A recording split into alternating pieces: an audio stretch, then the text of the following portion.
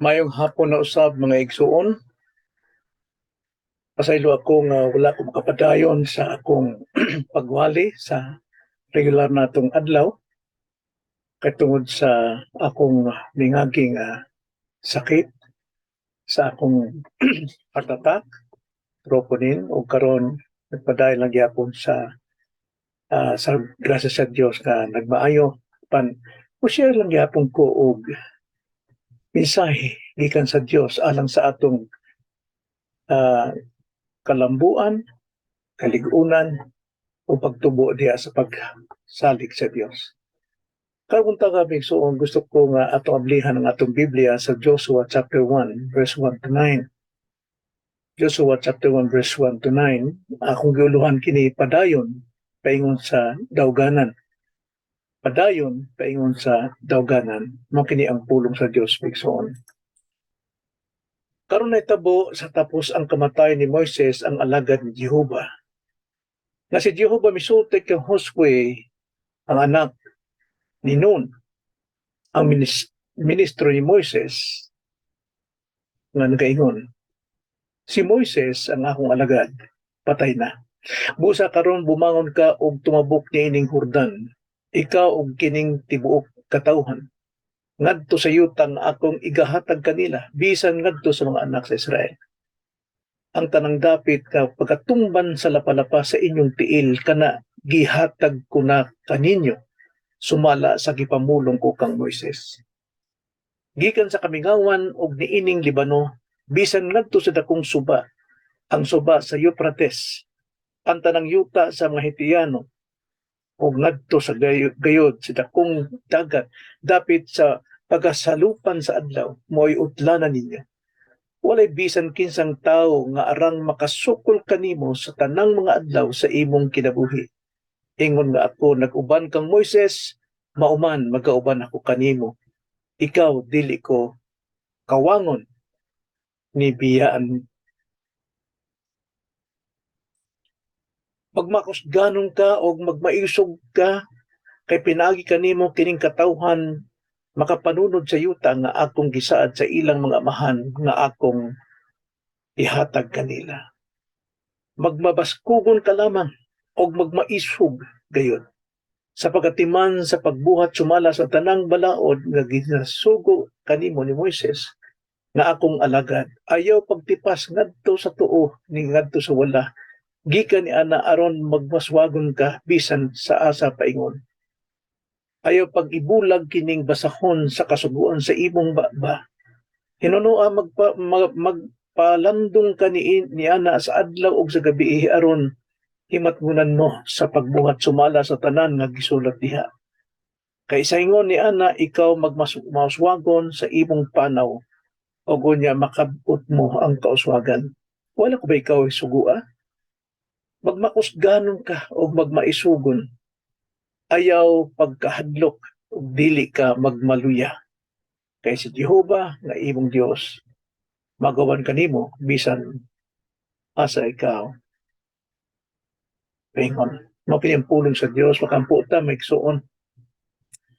Dalay ko namo amahan, salamat sa imong pulong nga mo'y mag-iwag sa among mga tiilan nining kalibutan ug mo'y maghayag sa among lakwan sa dalan paingon sa pagkamatarong paingon kang Kristo nga among Ginoo maluluwas. Hinaot pa nga imo kaming iwagan ning dalan sa among kinabuhi karon bakong tuig og dili kami mo mutipas sa tuo o sa wala kung dili adta na lang gyud sa kahayag nga imong gihatag kanamo pinaagi sa imong mga pulong kini among pag-ampo kay lamang sa ngalan sa Ginoo sa Kristo. Amen. Padayon paingon sa dawganan. Milabay na o mingagin na ang daang tuig ang 2022 ug karon nag-atubang ta paingon musulod na kita diha sa bag-ong tuig ang mao ang 2023. Apan kasagaran o karaghanan sa mga tao bisan pa sa Kristohanon nga sa diha sa pagkaundang sa 2022 murag may undang sa ang lihok sa ilang kalibutan. Kay sila nangahadlok kung saan na pag-atubang nining 2023. Kay tungod sila naanad na 2022 na ang kanilang kadaugan, ng ilang pagkadako, ang ilang kalipay, ang ilang kapaskog, kalig-on, unsaon maka kining 2023, unsaon na ko pag-atubang. So, ang daang tuig may igsoon, wala ni mahimo sa atong pag-atubang karon sa bag-ong tuig. Ang mahimo lamang niini kadtong mga prinsipyo katong atong nakatunan kinahanglan atong hinumduman aron mooy mag-iwag sa atong mga dalan pagtabok ni ining 2023. Kinahanglan atubangon nato ang kagmaon sama sa giingon ni Pablo sa Philippians chapter 3 verse 13 to 14. Nagaingon, maigsuon wala ako mag-isip na kini nahimo ko ng akong kaugalingon. Hinuon usa ka butang akong ginabuhat mao kini sa ginakalimtan ko ang nanagpangagi na o sa nagadasdas ako paingon sa anaa sa unahan. Ako nagapadayon paingon sa dauganan. Padayon paingon sa dauganan ngadto sa ganti nga mao ang langitong pagtawag kanato sa Dios diha kang Kristo Jesus. Mao ni kini nahitabo sa katawhan sa Israel og labi na kang Josue. Kay tungod niining panahon na si Moises namatay na. Dili sila murag makalakaw sa unahan kung wala ang ilang leader. Ang ilang giya sa kinabuhi. Kay tungod pinaagi kang Moises iyang gipakagawas ang katawhan sa Israel sa pagkaulipon 400 katuig didto sa Ehipto og pinaagi kaniya ang Dios nagpakitag dagkong mga milagro. Labi na sa pagtabok nila didto sa dagat puwa. Natunga ang dagat. Onya sa ilang paglakaw ana ang haligi nga kalayo sa matag gabi aron sila ilayo. Iiway sa tanang mga dautan, sa tanang mga hayop, mga wild beasts, sa mga ahas, o sa adlaw naasab ang haligi nga panganod aron sila tagaagbugnaw nga ilang pagpanginabuhi langdong sila. Og niana sa ilang paglakaw wala gyud nga tsinilas nga napudpod, wala nga gising nga mga sinina kay tungod giampingan sila sa Dios pinaagi kang Moses karon. Unsaon naman? Na si Moises murag mao ilang kaugmaon, mao ilang direksyon, mao makahatag kanila og kining maayong kinabuhi. Anindot sa diha si Moises apan karon patay na si Moises. Subo sa murag may hunong ang ilang kinabuhi. Doon na sila'y kahadlok. Og labi na si Josue nga mao'y tinun-an ni Moises na usab sa'y kabalaka. Dakong kawadon ang mawa ang leader na si Moises. Sama po nato. Saan naman karon 2023? Patay na ang ilang leader. Nangagi na ang tanan. Kinahanglan dili ta magpadayon sa pagbangutan sa atong kawalad-on sa mingagi. Wala ni ka ikatabang sa atong bag-ong kahimtang. Igura ni sa pagpahinumdum sa tanang atong nakatunan. So unsa may koneksyon nini sa atong kinabuhi ning kasaysayan ni Josue og ang bayang Israel. Unsa may angay natong makatunang pag-abot sa mga kapildihan o kawad-on sa atong kinabuhi. Tula tay upat nga kinahanglan makatunan sa pag-atubang nato diha sa kawad-on o kapildihan sa atong kinabuhi o kasamok sa atong kinabuhi. Number 1, makita nato ini gipaambit sa Dios ang problema. Mo ni number 1. Gipaambit sa Dios ang problema ngadto sa Israel, ngadto kang Josue. Nagiingon sa bersikulo 1 ug 2, karon nahitabo sa tapos ang kamatay ni Moises ang alagad ni Jehova nga si Jehova misulti kang Josue. Si Jehova misulti kang Josue. Unsa may gisulti? Gipaambit unsa man ang anak ni Ron nga mo si ang ministro ni Moises na nagaingon, si Moises ang akong alagad patay na. patay na. So busa unsay buhaton. Kung ingon ng Ginoo, bumangon ka og tumabok ni ining Jordan. Ikaw og kining tibuok katawhan ngadto sa yuta nga akong igahatag kanila bisan ngadto sa mga anak sa Israel. Makita nato nga kini mga katawhan na labi na kang Josue, murag kuyo pa lang kaniya tiyan nga pila ka milyonin na sa mga 3 milyones ka tawo. Napay mga bata, napay mga kahayupan, siya magdumala niini. Mas maayo man ang tunay adto nga naa si Moses kay si Moses pirmi atubang sa Dios. Apan mabuhat ka nini Josue. Mabuhat ka na nato karon. Bag-ong tuig. Ang problema, patay na si Moises. Kinahanglan atubangon nato ang puno nato, dawato nato nga patay na si Moises. Nga humanang 2023 na bag-ong kaugmaon, kinahanglan ato kining trabahoon. Ayaw pagpabilin sa kahawang sa imong kinabuhi. Bangon. Ang Dios mag-uban kanimo. Patay na si Moises. Apan si Jehovah buhi gihapon, wala gid siya mawala. Dili gid siya mamatay. Siya na ang imo karong pangulo.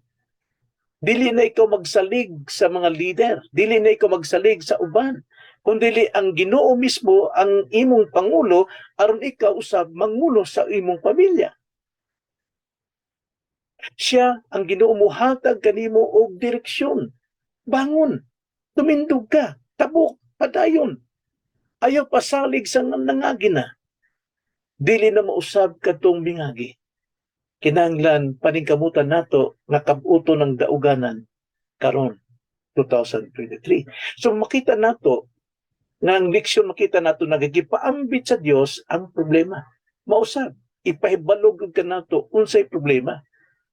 Ang problema sa atong kahimtang apan naida kong kasolusyon mao ang Dios. Ikaduha, gipaambit sa Dios ang plano. Versikulo 2, nagiingon, si Moses akong alagad patay na. Busa na ng plano sa Dios. Karon bumangon ka og tumabok ni ining Jordan, ikaw og kining tibuok katawhan ngadto sa yuta nga akong igahatag kanila bisan ngadto sa mga anak sa Israel. Mo ni plano sa Dios. Ng plano sa Dios makasulod sila sa iyang saad o ang saad ni Dios sa Dios way kapakyasan. Bisan pa sa pagsulod ni ini dili ka mapakyas kinahanglan lamang gayud nga imong sundon ang plano. Sama pa sa pagpatindog og building nga dunay plano. Ug kanang plano dili sundon maghimo-him ko kaugalingon dili mahugmak ng building way maayong kinabuhi. Kinahanglan atubangon nato ang plano sa Dios. Manin number 1, atubangon nato ang plano sa Dios. Ikaw ug ang mga tao kinahanglang magpadayon. Ikaw mismo ang matubang sa umalabot. Way laing kasaligan. Ang imong mga anak, ang imong pamilya, kung ikaw pastor, ang imong mga kongregasyon, naagyot diha. Nagsalig ka kanimo. Ikaw mo'y mukabot alang kanila. Musulod ka sa yutang saad. Kung nagisulti na ba kang Josue. Sulod, kinahanglan nga ikaw magapadayon. Kinahanglan nga tanan magapadayon. Kinahanglan tanan maningkamot. Mo ni plano sa Dios. Ang plano sa Dios, dili mausab. Ang plano sa Dios, tinuod. Gisaad na niya daan. Gihatag na niya. Samak sa nato, ang kalambuan nato, ang kauswagan nato, ang pagkahantong nato, gisaad na sa Dios. Kinahanglan lamang nga atong buhaton ang atong responsibilidad. Maningkamot kita. Sumo ka na. Pag-abot, pag-atubang nato sa kapildihan, ipaambit ko sa Dios ka nato ang ang problema. Ikaduha, ipaambit po niya ka nato ang plano. Karon, usaw man nato ng plano ha. Dili nato ni mahimo kung watay. Ikatulo, gipaambit sa Dios ang pasalig. Naay iyang pasalig. Verse 3-5. Nagiingon, ang tanang dapit nga pagatumban sa lapalapas sa imong tiil. Kana gihatag ko kaninyo sumala sige pamulong ko kang Moises. Tanawa? Tanang pagatumban sa lapalapas sa inyong tiil, inyo na. sumala sa gipamulong niya sa Dios kang Moises. Subusa kadtong kalagdaan nga na kang Moises dili usab mausab na, way pagkausab. Maupoy atong i-apply karon sa atong kinabuhi ang prinsipyo kinahanglan atong pagbuhaton. Versikulo 4, gikan sa kamingawan og niining Libano, bisan ngadto sa dakong suba, ang suba sa Euphrates, ang tanang yuta nga hitihanon og ngadto gayod sa dakong dagat dapit sa pagasalupan sa adlaw, mauyot-lanan ninyo. Tanawa, musulod ta sa mga lugar nga wala pa ta makasulod. Musulod ta sa mga lugar nga wala pa ta makasinati. Apan, na manggali problema, dagko manggaling kamatay mga igsoon, apan kinikihatag na sa Dios tanang dapit nga pagatumban sa lapalapa sa inyong tiil, ihatag sa Dios. So busa kinahanglan gyud ang tong paglihok, way pagduha-duha, bisa pag unsa ka kuyaw atubangan nato kay tungod saad sa Dios ug ang Dios nagauban ka nato, anak tunog ang kuno nato kini hangtod sa atong utlanan. Kay unsay pasalig sa Ginoo sa bersikulo 5, walay bisan kisang tawo nga arang makasukol kanimo sa tanang mga adlaw sa imong kinabuhi. Ingon nga ako nagauban kang Moises, mauman magauban ako kanimo, ikaw dili ko kawangon, di ni biyaan ko ikaw. Maigsoon, mao ni sekreto sa kinabuhing Kristohanon. Nga pag-abot sa paglihok, pagbuhat dito sa panaad sa Dios, o sa atong pagtuman pinaagi sa pagsalig nato sa iyang pulong nga tanang pagatumban sa atong lapalapa, iyang gihatag ka nato, makasukol gyud ta pisa pag unsa kalisod, unsa kapig-ot paning dalan paingon diha sa kinabuhi, madaog gyud nato. Kay tungod miingon ang Ginoo, dili ikaw kawangon og nibiyaan ko ikaw. Magmalampuson gyud ka. So pasalig gyud, dunay pasalig ang Dios. Sa Dios iyang presensya magauban ka nato. So unsa sige ang Ginoo nang naakang Moises kaniadto, bisan sa usab ka nato karon. Dili mo biya. Dili ka pasagdan sa Ginoo. So pag-abot sa atong kalisdanan, sigurado ipaambit gyud sa Ginoo ang problema. Unsa atong problema ato bangon, o ipaambit niya kanato ang iyang plano. O niya ipaambit usab kanato ang iyang pasalig.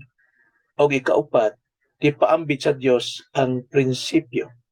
Prinsipyo maigsuon, mao ni sumbanan, no? Sumbanan sa atong pagkamatarong, sumbanan sa atong paggawi, sumbanan sa atong pagkadaugan, kinahanglan ato kining sundon, ato kining subayon.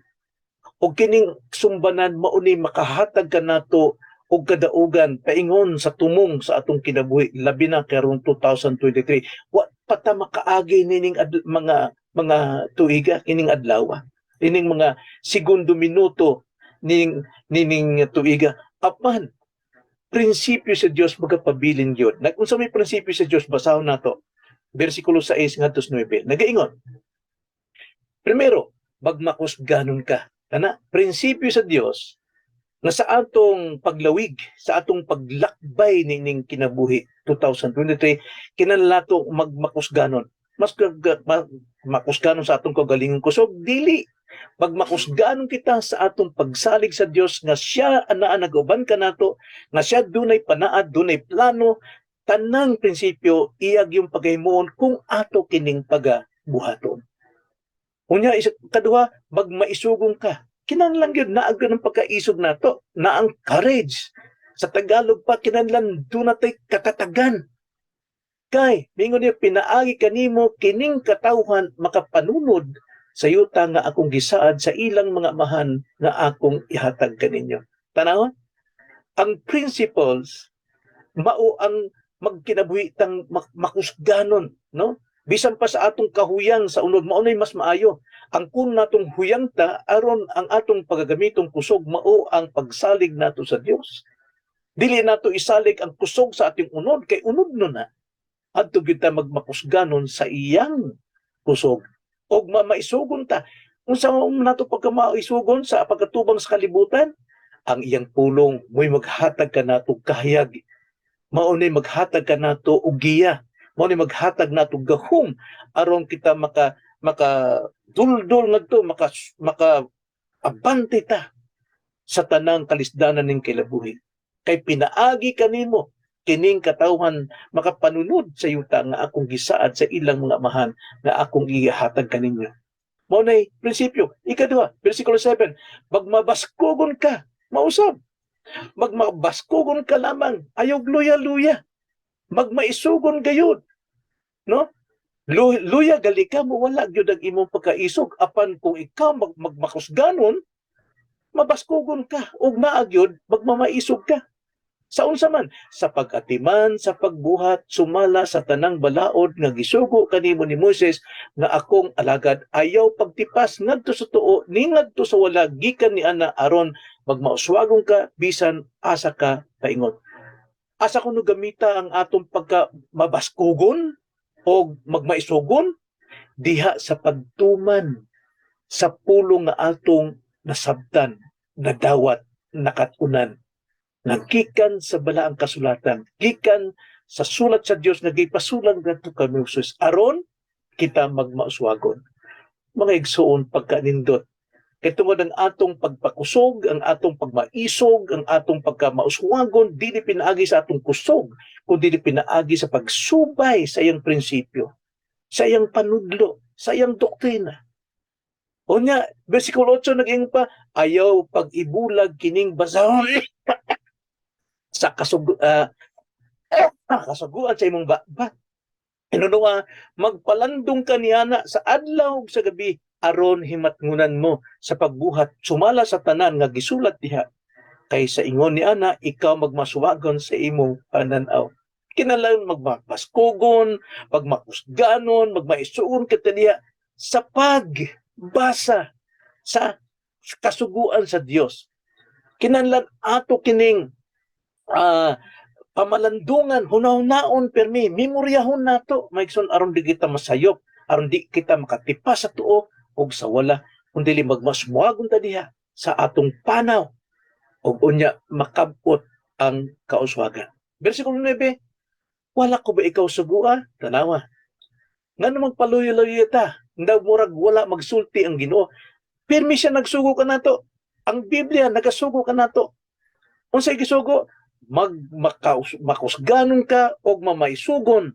Ayaw pagkahadlok og dili ka magmaluya. Mao na prinsipyo sa Dios. Kay si Jehova nga imong Dios magauban kanimo bisan asa ikaw paingon. Subusa mi igsuon prinsipyo atong gibalik-balik nino. Primero, kinahanglan na ang atong talig-on. Ikaduha, na ang atong kasibuton, kaisugan, katatagan, no? O na ang atong pagtuman sa unsa man sa pagbasa sa Biblia o pag-meditate ni aron dili nato kalimtan aron sa tanang adlaw sa atong paglakaw nagasubay ta sa iyang kabuton. Mamalandong ta pirmi. Kay tungod kung atong pamalandungan sa pulong mauni mo hatag ka natong suga sa atong tiilan ug kahayag sa atong dalan. O labi na naagyod pamalandungan nato ang saad sa Dios sa bersikulo 9 nagaingon magmakusganon ka og mamaisugon ayaw pagkahadlok og dili magmaluya kay si Jehova gayud nga imong Dios magauban kanimo bisan asa ikaw paingon. Sumusa kadas gaiti ang imong tiil, ang imong lapalapa sa tanang lugar kana gihatag na sa Ginoo kay ang Ginoo nag-uban kanimo. So, maigsuon. Hinumduman nato ang mga lessons nga angay natong hinumduman atong makutlo nini. Primero, sa kasamok sa kawaladon o problema, diba ni ang Diyos ana kanunay. Dili siya magpasagad, dili siya mobiya kanato. Subo sa ayaw pagpaparalisa sa imong mga problema. Bakod, bangon, asda nga ang kaugmaon. Katungod kanang problema kaning pagbangutan sa imong nangagi na panghihinayang, regrets. Dili na makatabang, dili na mo'y makahatag nimo og kusog, kapaskog sa pagdasdas sa unahan. may suon ti man dili pa katapusan ng kalibutan karong imong nakahimtang karon nga tingalig murag naa kas kagulaan ng kay mura og wa na kay ikasukol niining 2023. Hinumdumi wala pa muhunong ang kalibutan, wala pa magugba. Ablihi imong mga mata aron masabtan nimo ang Ginoo naghatag nimo og kaalam ug unsay problema angay nimo pagadagon. Timan nga pag-abot sa kapakyasan unsay kasunod niini mao ang kalampusan. Kung dunay gabii, dunay pagsidlak sa adlaw. Bisan unsaon pa ang prinsipyo sa Dios magapadayon. Why butang unsa mang mga klase makapahunong ni. Kung dunay kapildihan, dunay kadaugan. Kung kini gituuhan sa mga tao nga kapalaran kini, unsay kapalaran, labi na ikaw dili ka motuog sa kapalaran kay tungod ang Dios may nagkontrolar sa tanang kapalaran. But pasabot sa tanang providensya, tanang lihok, tanang pangitabo, mangagi og moabot kana providensya sa Dios. Ang Dios may nagkontrolar niini. Kinsa siya mo ay nagpahigay-tigayo niini kung saan pangitabuha sa imong kinabuhi, kung saan imo pagdako, kung saan imo pagdaog. Saligi ang saad sa Dios. Saligi ang saad sa Dios, number 1, ang iyang gisaad dito sa Joshua 1:5. Walay bisan kinsang tao nga arang makasuko kanimo sa tanang mga adlaw sa imong kinabuhi. Ingon nga ako nagauban kang Moises, mauman magauban ako kanimo. Ikaw dili ko kawangon, nibiyaan ko ikaw.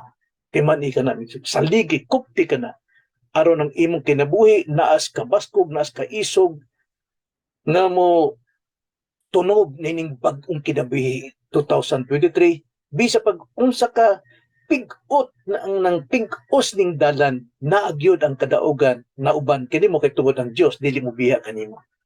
Magpadayon ka sa iyang kusog, magpadayon ka sa iyang kalig-on, magpadayon ka sa pagpasulundon o magpadayon ka sa pagpamalandong sa iyang gahom. Kung sa may gahom sa Dios, mao ang ebanghelyo sa Dios. So busa may igsuon, ayaw kalimti. Ayaw kalimti. Mao ni awhag kaninyo, padayon, paingon sa dauganan. Naagi dauganan. Dunay finish line. Muhunong ka, di ka kaabot sa finish line. Ang atong kinabuhi dili ni kinusganay, dili ni kay unahay, kundi kini palampusay hangtod sa finish line sa kadaugan. So padayon paingon sa dauganan. Amputan igsoon. Salamat Lord, nining imong pulong may nakahatag o kalig-on kabaskog sa among pagpanginabuhi. Dili na kami angay mahadlok sa pagatubang nining bag-ong tuig. Kay tungod ikaw nagauban ka namo. Hinaot pa, magluwas ka sa mga tao karon. Wala pag igong kaluwasan aron sila magmalig-on sa ilang pagpanginabuhi isip mga Kristohan. O kining among pag-ampo, lamang sa ngalan sa Ginoo sa Kristo. Amen.